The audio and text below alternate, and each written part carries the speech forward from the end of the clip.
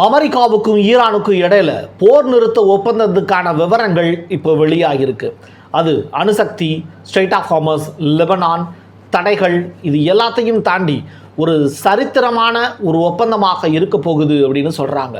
அது 60 நாள் போர் நிறுத்தமா அப்படிங்கிறது தொடர்பான விவரங்களை இப்போது ஆக்சியோஸ் வெளியிட்டிருக்காங்க.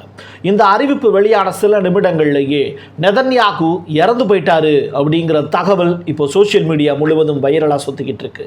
அதுவும் ஈரானுடைய தாக்குதல்னால தான் அவர் இறந்து போயிருக்காரு அப்படிங்கிறது தொடர்பான செய்திகள் ரொம்ப பெரிய அளவில் பரப்பப்படுது. நிஜமாகவே நெதன்யாகு இறந்து போயிட்டாரா? என்ன நடந்துகிட்டு இருக்கு இந்த ஒப்பந்தத்துக்கு பின்னாடி இஸ்ரேலுடைய சூழ்ச்சி? டீட்டெயில்டாக பேசுவோமா? வாங்க பார்க்கலாம் உறவுகளே. இது பிரசாத் சிக்னேச்சர். உங்களுடைய தொழில் சம்பந்தமான விளம்பரங்களை நமது சேனலில் ஒளிபரப்ப உங்களுக்கான அருமையான வாய்ப்பு.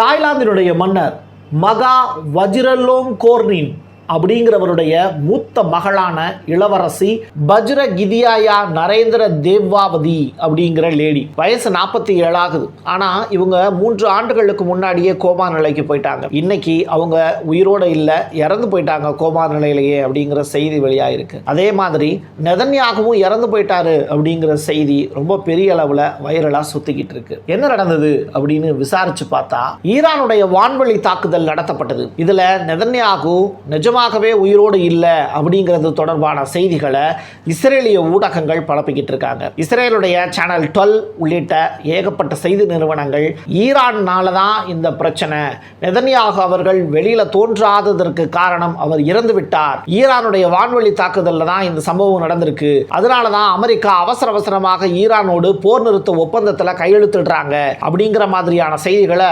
பரப்பிக்கிட்டு இருக்காங்க. இந்த செய்தி உண்மையாக இருக்கக்கூடிய பட்சத்தில் அமெரிக்காவே இந்த போர்ல இறங்காம இருந்தாலும் ஈரானுக்கும் இஸ்ரேலுக்கும் இடையில போர் தீவிரமாக நடக்கும் அப்படிங்கிறதுல மாற்று கருத்து இருக்கவே முடியாது. நெதன்யாகு ஏற்கனவே இறந்து போயிட்டாரு அப்படிங்கிறது தொடர்பான செய்திகள் சில நேரங்களில் பரப்பப்பட்டது உண்மைதான் 2 மாத கால போர்க்கட்டத்தில். ஆனால் மறுபடியும் அவர் மீண்டெழுந்தார். இப்போ மறுபடியும் இது மாதிரியான சுச்சுவேஷனை இஸ்ரேலே உருவாக்குறாங்களா, இல்ல இந்த சம்பவத்துக்கு பின்னாடி யூதர்களுடைய சேட்டைகள் அடங்கி இருக்கா அப்படிங்கிறத நெதன்யாகு அடுத்த பேட்டி கொடுக்கிற வரைக்கும் சஸ்பென்ஸ்ல தான் இருக்க போகுது. ஆனா இப்போ ட்ரம்ப் சொல்லியிருக்கக்கூடிய விஷயம், ஈரானுடனான போரை நாங்கள் முடிவுக்கு கொண்டு வந்துட்டோம், அணு ஆயுதத்தை ஒருபோதும் ஈரான் வைத்திருப்பதற்கு அனுமதிக்க மாட்டோம் அப்படிங்கிறதுல இப்பவும் நாங்கள் தெளிவா இருக்கோம் அப்படிங்கிற ஸ்டேட்மெண்ட்டையும் சொல்லியிருக்காரு. ஈரானுடன் ட்ரம்ப் ஒப்பந்தங்களை அறிவித்த அனைத்து தருணங்களையும் CNN ஒரு தொகுப்பாகவே வெளியிட்டிருக்காங்க. ஆண்டர்சன் கூப்பர் அப்படிங்கிற அந்த நபர் வெளியிட்டிருக்கக்கூடிய செய்தியில இதுவரைக்கும் ட்ரம்ப் 39 முறை இதே வார்த்தையை உச்சரிச்சிருக்காரு. ஆனா ஒரு ஒப்பந்தமும் கையெழுத்தாகலையே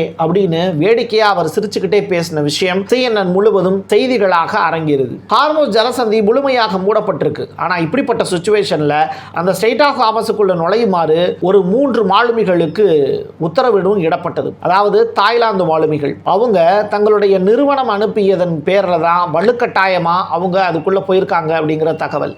இப்போ மயூரி நாரி அப்படின்னு சொல்லிட்டு ஒரு கப்பல் குழுவினர் துபாயிலேயே தங்கிடுறதுக்கு அவங்க கெஞ்சிருக்காங்க. ஆனால் அந்த கப்பலை விட்டு பயணிக்கணும் அப்படின்னும், இல்லைனா பணி நீக்கம் செய்யப்படுவீங்க அப்படின்னும் அழுத்தம் கொடுக்கப்பட்டதாக சொல்லப்படுது. சில மணி நேரங்களிலேயே 2 ஈரானிய ஏவுகணைகள் அந்த கப்பலுடைய இயந்திர அறைக்குள் நுழைஞ்சதுனால 23 பேரில் 3 பேர் இறந்து போயிட்டாங்க அப்படிங்கிற தகவல். குறைந்தபட்சம் அவங்களுக்கு $30,600 இழப்பீடாக கொடுக்கணும் அப்படிங்கிற கோரிக்கையும் அவங்க ஃபேமிலி சைட்லேருந்து கொடுக்கப்பட்டிருக்கு.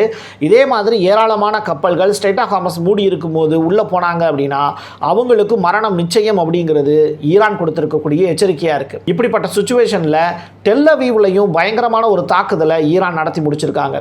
கிடைத்திருக்கக்கூடிய தகவலின் அடிப்படையில் டெல் அவீவில் இருக்கக்கூடிய பல இராணுவ தளங்கள் ஈரானுடைய அன்மேன் ட்ரோன்ஸ் மூலிமா அட்டாக் நடந்திருக்கு. இதில் 120க்கும் மேற்பட்ட வீரர்கள் உயிரிழந்திருக்கலாம் அப்படின்னு சந்தேகம் தெரிவிக்கிறாங்க. அது மட்டும் இல்லை, நிறையா கொத்துக்குண்டுகளையும் ஈரான் பயன்படுத்தியிருக்காங்களாம்.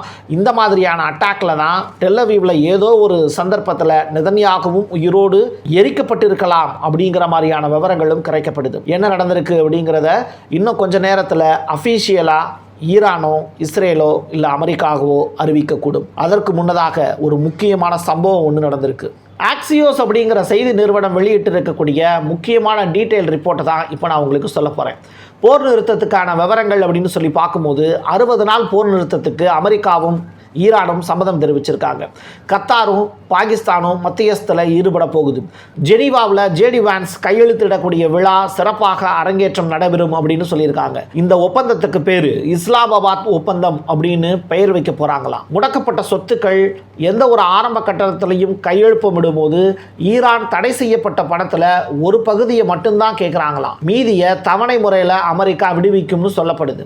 லெபனான் உட்பட மத்திய கிழக்கு முழுவதுமே போர் நிறுத்தத்துக்கு அமெரிக்கா உத்தரவாதம் கொடுத்திருக்காங்களாம். 30 நாட்களுக்குள்ள போருக்கு முந்தைய கப்பல் போக்குவரத்து அப்படிங்கிறது நிச்சயமாக தொடங்கும்னு ஈரான் வாக்குறுதி கொடுத்திருக்காங்க. 2வது கட்டத்துக்கான 2வது ஒப்பந்தம் எட்டப்பட்டுச்சுனா மட்டும்தான் ஈரானுடைய அணுசக்தி தொடர்பான முழுமையான நடவடிக்கைகள் எல்லாமே ரத்து செய்யப்படும். அதுவரைக்கும் ஈரான் அணு ஆயுதம் தொடர்பான அந்த ஆயுதங்களை கீழே போட மாட்டோம் அப்படிங்கிறதுல தெளிவாக இருக்காங்க. அது மட்டும் இல்லை, IAEA முழுமையாக மேற்பார்வையிடுவதற்கும் யுரேனியத்தை தரம் பிரித்து கலப்பதற்கு தேவையான ஒரு புதியதொரு முறையில் ஈரான் ஒரு முக்கியமான விஷயத்தை அமெரிக்கா கிட்ட சொல்லியிருக்காங்களாம்.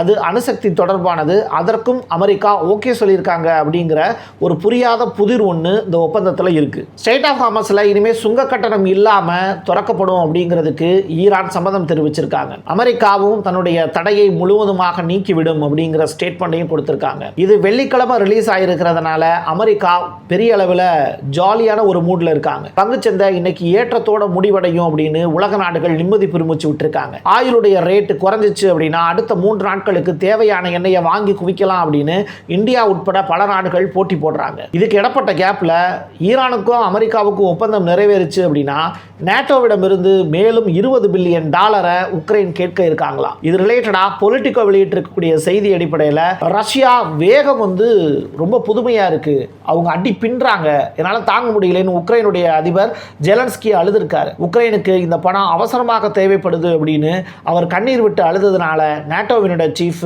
அமெரிக்காவினுடைய பிரசிடென்ட் கிட்ட நேரடியாக போய் இந்த விஷயத்தை பற்றி பேசியிருக்காரு. பென்டகன் பயந்து போனதுக்கு காரணம் அப்படிங்கிறது ஆபத்தான பொருட்கள் உள்ளுக்குள்ள நுழைஞ்சிருக்கு அப்படிங்கிறதுனால தான். இன்னைக்கு காலையில் பென்டகன் மூடப்பட்டதாக ஒரு செய்தி ஒன்று போட்டிருந்தாங்க. காற்றினுடைய தரத்தில் ஒரு சின்ன சிக்கல் ஏற்பட்டிருக்கு அப்படிங்கிற ஒற்றை காரணத்தினாலேயே பென்டகன் முழுவதுமாக மூடப்பட்டிருக்கு. புதிதாக இமெயில் வழியாக ஒரு பெரிய வைரஸ் ஒன்று உள்ள நுழைஞ்சிருக்கலாம் அப்படிங்கிற அச்சமும் அவங்களுக்குள்ள இருக்கு. இது தொடர்பாக பென்டகனுடைய செய்தி தொடர்பாளர் டீன் பார்வெல் ஒரு இமெயில் மூலியமா இதை கன்ஃபார்மும் பண்ணியிருக்காரு ட்ரம்ப் அவர்களுக்கு. முடிஞ்ச வரைக்கும் 3 மாத கால போர் நிறுத்தத்துக்கு அமெரிக்கா முயற்சி பண்ணியிருக்காங்க. ஆனால் ஈரான் தரப்புல இருந்து 2 மாதங்களுக்கு மட்டும்தான் போர் நிறுத்தத்துக்கு சம்மதம் தெரிவிச்சிருக்கிறதாகவும் தகவல் வெளியாயிருக்கு.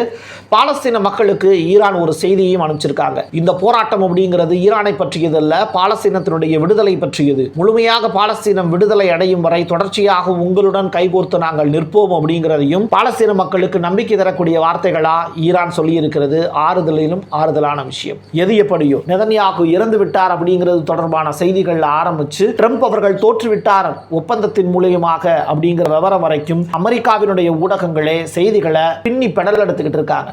அடுத்த கட்ட அப்டேட் வரைக்கும் பொறுமையாயிருங்க. என் கையெழுத்து என் மக்களுக்கான உறவுகளை மீண்டும் ஒரு பதிவில் சந்திக்கலாம். நன்றி, வணக்கம். உங்களுடைய தொழில் சம்பந்தமான விளம்பரங்களை நமது சேனலில் ஒளிபரப்ப உங்களுக்கான அருமையான வாய்ப்பு.